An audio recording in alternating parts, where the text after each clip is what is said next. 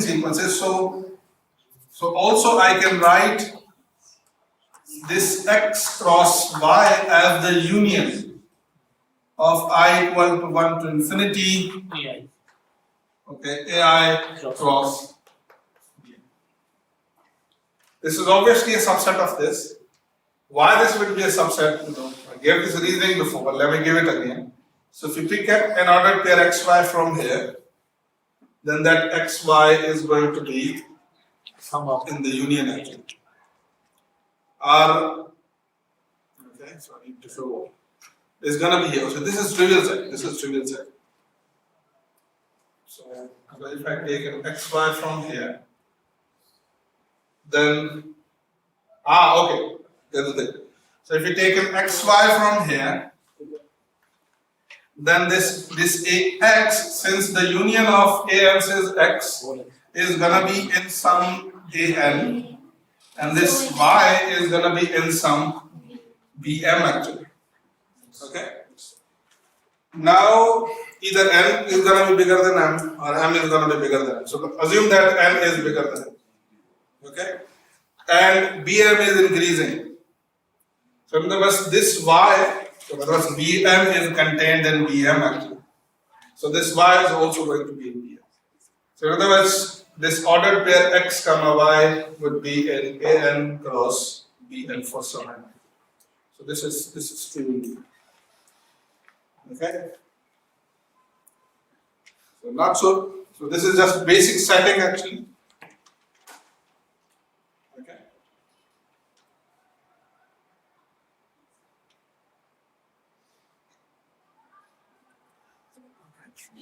To set the last thing, and let's set Fn to be what?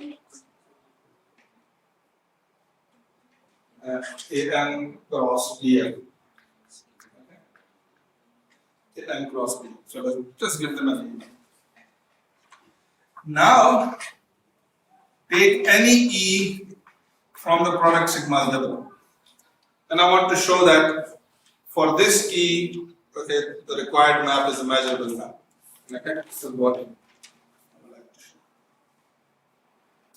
Okay.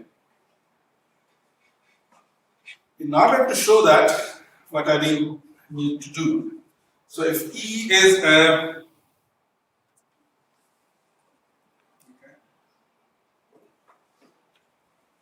if E is an A, then consider this set actually, E intersection Fn.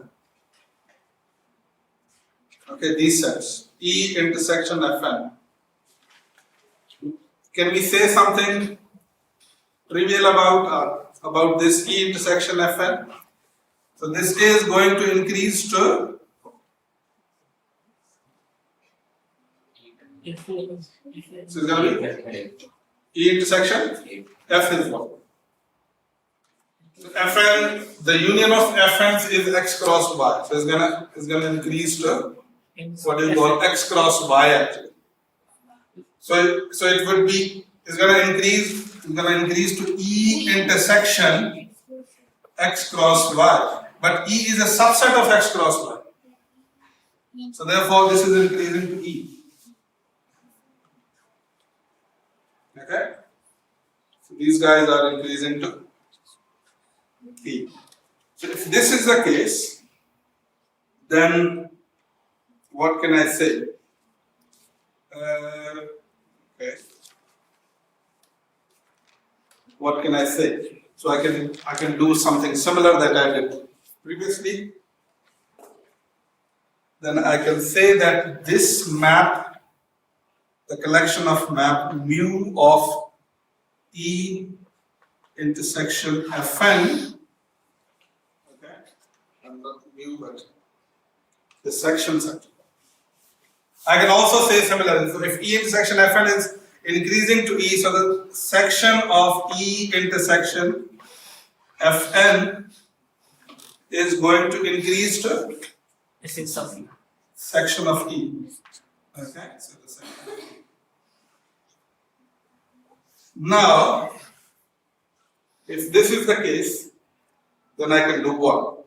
So I have a union of sets, so increasing union of sets, which is increasing to what?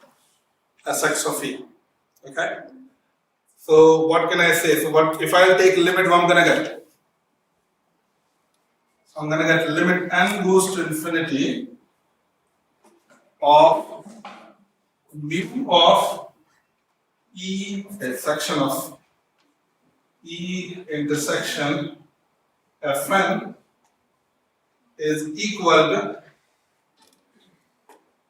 the nu of the section of E. Are we happy with this? Because you don't have any restriction here on increasing upper, what do you call quantity? You don't have a restriction like the lower quantity. So this must be true. So if this is true, then what you can say about these guys? So E is from A cross, okay, measurable. Fn's are rectangles. Okay. They are, of course, they are in this algebra. So this intersection is an algebra. So this section is an element in calligraphic B. So it's a B measurable set actually. Okay. So that's a B measurable set. So if this is a B measurable set, what you can say about this map? So it's a kind of a B measurable map actually. So it's like a B measurable, okay, so it's like a sequence of B measurable map that is converging to a limit. Okay? So therefore, the limit of a B measurable map should also be. Okay? You can give it a careful thought. A measurable. Sir, A measurable, X1. X2. Oh, sorry. Yes. A measurable. It's all A measurable. Everything is A measurable. Okay? You all can get lost.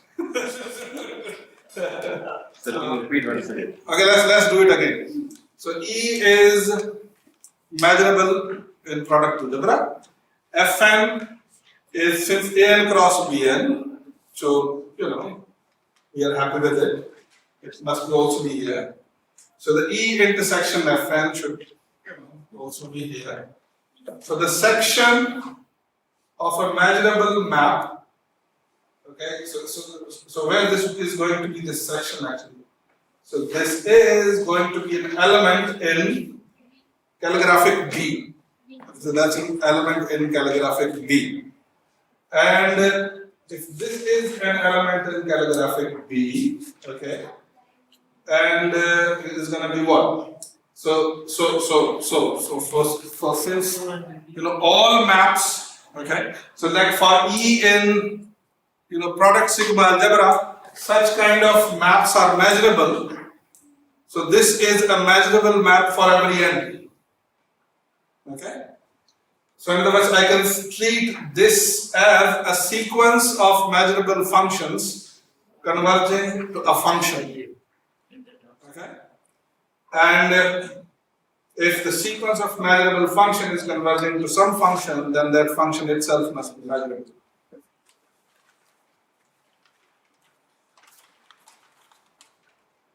Think, you can give a critique if you wish. Okay. But while using this argument, you don't have any restriction. Treat this as a method actually. So if something is true for the finite case, okay, how you can use it to true or do things for the sigma finite case.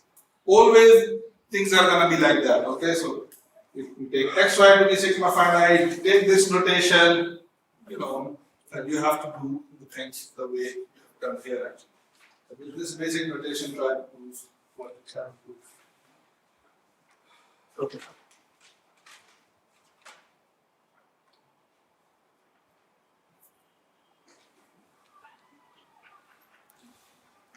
What is the next thing? So what we have done so far. So in your theorem, we have just proved one part. So let's do the second part. For the second part, I'm not going to do, the dirty part. So that you have to do for yourself. Okay? So because I've done it once. Okay, so I'll just give you a hint, okay, and then you have to basically do this, especially, this monotone class part, and this part for yourself. So you can extend. So this will be a very good exercise for you guys. So let's do the B part.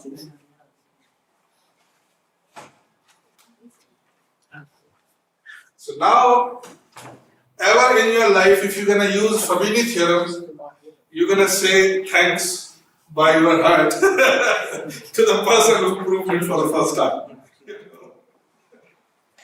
Because it's really.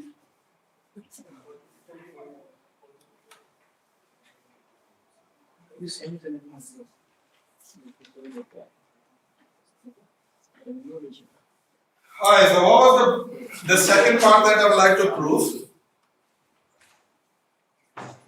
It's easy one. And then the first. Okay, the second part that I would like to prove is that so if this map X into mu of Sx of E, okay, so if I, for example, conclude what you have done, okay, conclude that we have shown that every such a map, okay, is immeasurable. Okay, but for all E in the product sigma-algebra. So that's what is the conclusion that you have. So the B part is, or the second part of this, we have to prove, is that okay, if this is an immeasurable map, the question is, can I integrate it? The question is that yes, I can integrate it, because I can integrate this map with respect to d mu, and the claim is to show the identity that this would be the product sigma-algebra, okay, the product measure mu product mu operated onto E for all E and A product sigma-algebra BH. That's what I'm going to show. So the next thing is to verify this identity for all cases. And what will be our technique? First take E as a rectangle, then take E in algebra, then take, then create a monotone class for which you have such a property. And then you're going to show that, okay, that monotone class is equal to this. But the underlying assumption first is going to be that your mu of x and mu of y are both finite actually. That's the underlying assumption. And then finally we will try to remove the finite assumption. Okay? So I'm going to do the easy part. I'll prove it for rectangles. Okay? And I'll prove it for sigma-algebra. Algebra, for algebra. And then the rest two parts, you can treat that as a five marks assignment. To just prove that. So not a very difficult thing. If you have understood this, you can write an argument easily for that case as well. Okay. And when you read the Boss book, it's much better argument than Boss book. The Boss book is very jumps. Okay. So I'm going to do it. So let's consider the first case where E is a rectangle. Okay? E is a rectangle. It's A in A and B. I have to do what? I have to compute the nu of the section. So what would be the nu of this section of E? So I know it's nu of B, or I can directly write it that it's nu of B multiplied by the indicator function of A of X. Agree? As previously. So the section of X is B if X is in A, and it's empty if X not in A. So if you take the nu, you have this. And then obviously what you want to do, just integrate both sides. So if you integrate both sides, nu of fx of e with respect to d mu, this guy is a number, you can take it out. So this a is going to be the integrated with respect to d mu. Okay? Now if this is the case, what would be this? So this a is going to be the indicator function. The indicator function of mu times mu of a, and this is precisely same as the product okay, of mu operated on e by definition. Okay.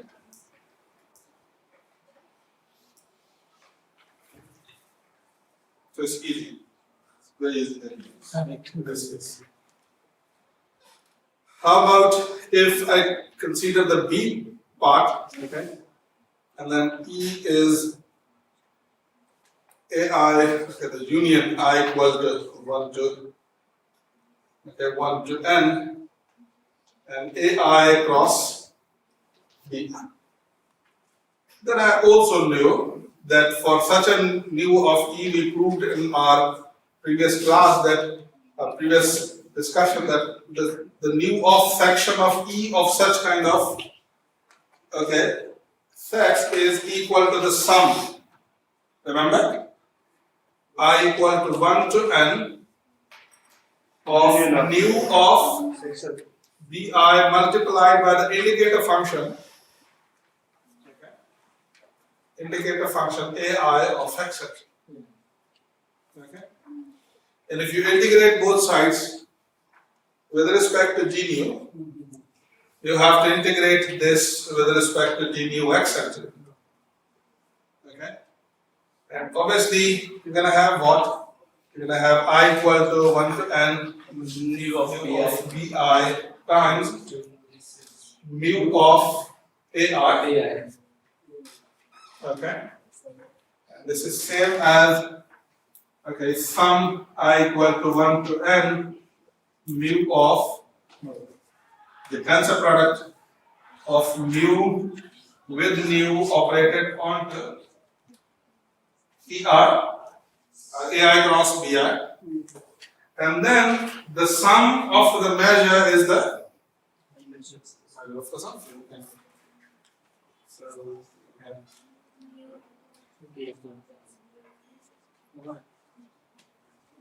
of the union of I equal to 1 to N EI's, okay, these are EI's actually.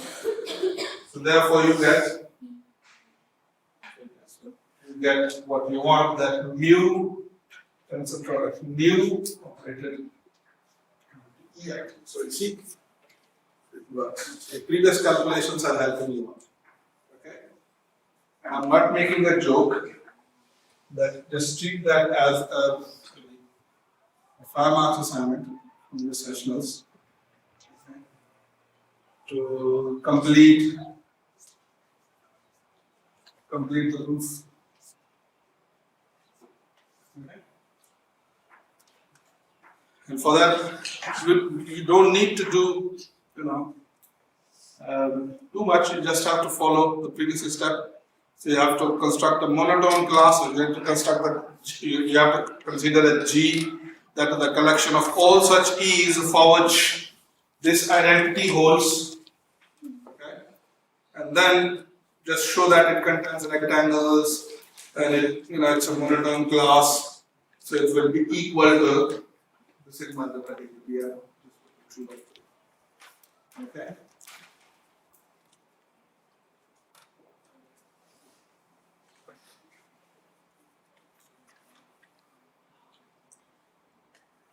Now our life is almost easy.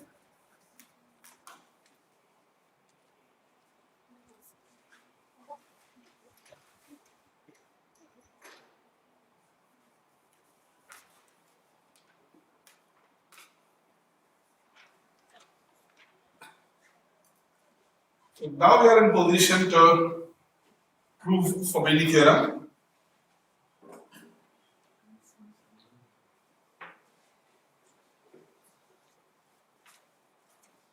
Fubini theorem. So first we prove a particular case of Fubini theorem.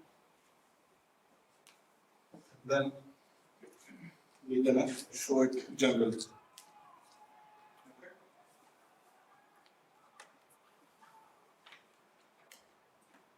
For this theorem, take the case of Fubini theorem. It's called the Tonelli theorem.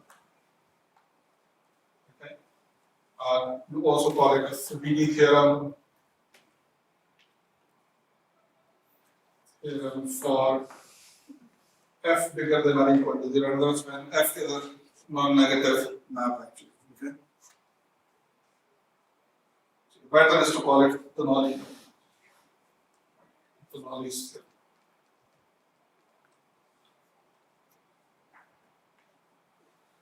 Okay. So what is the theorem is saying us? So it's saying as if f is measurable with respect to this product sigma-algebra, and f is non-negative, okay, then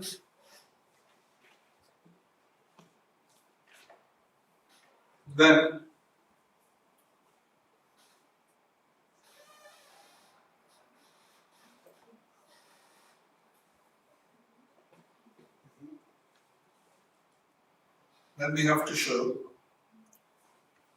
that the integral of the section of f, don't forget section of f, we have proved it is measurable. So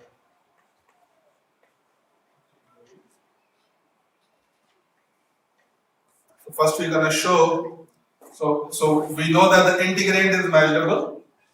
Okay, measurable with respect to what? B measurable, calligraphic B measurable. Then we're going to show that this integral is A measurable. Okay, and then since this is A measurable, I can compute its integral. Okay, with respect to d mu. And then I would like to show the identity next, that this is same as that you integrate, okay, with respect to this product sigma. In other words, so this is pretty interesting thing. So if you want to integrate a function with respect to the product sigma-algebra, it's non-negative obviously, then this is same as that you compute this iterated integral of the section of f. Okay. And obviously I can prove something similar for the case, okay, when I have this other section of f. Okay. If you are putting y here, you may put y here. And this should be same. Okay. So what would be my recipe to prove? First, I will prove this when f is the indicator function. Okay. When f is the indicator function, then I'll prove it when f is non-negative. But I know that, when f is non-negative, I can find a sequence of indicator function that approximates that non-negative function. I'll use the monotone convergence theorem that will help me out to prove this problem with general case. Okay? So let's consider this case 1 when f is what? Is c multiplied by the indicator function of e, where e is an element, okay, in product sigma algebra and c is a non-negative. Okay. So my task would be what? To first to show that this guy is immeasurable, and then prove the identity. Sir, function will restrict me by the function to jump. That's what is the trick actually. Okay, and I think we have used this trick previously as well. That if you want to prove a result for non-negative function, first prove it's true for indicator functions, and then since every non-negative function is a limit of simple functions, the indicator functions, then you can also extend it most probably in many cases for a general non-zero function. Okay. So this is non-negative and this is the. So what would be fx of f actually? What would be the section of f? Okay. What would be the section of f? So if you want to compute the section of f in this case, you need to compute the section of c multiplied by the indicator function. Okay. C multiplied by the indicator function. So what would be the section of this map? So this would be, by definition, this would be what? Let's write a definition of it.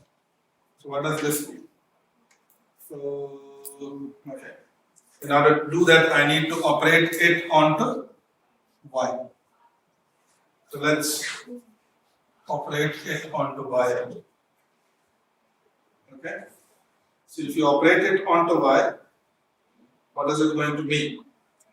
So it's going to be c multiplied by indicator function of e operated onto x1. Okay? Are you getting the point? Alright, by definition. And what? And then can I say that this is the same as c multiplied by the indicator function of section of E operated on the y.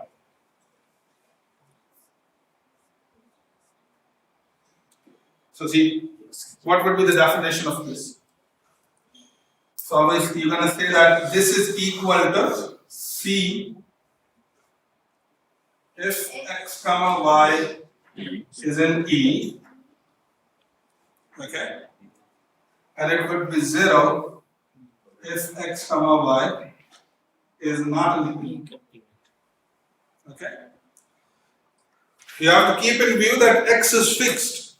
So if x comma y is in E, where is y? So y is in Fx of E.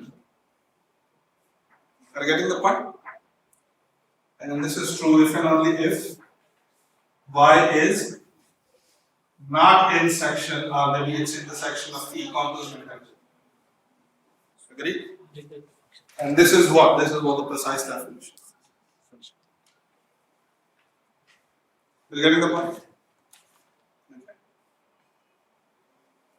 Okay.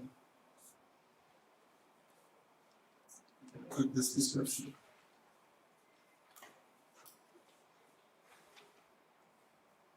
What would be good? So in other words, if you convert something into the indicator function, then the benefit of doing it is that it becomes very easy to integrate it. So what would be the integral now?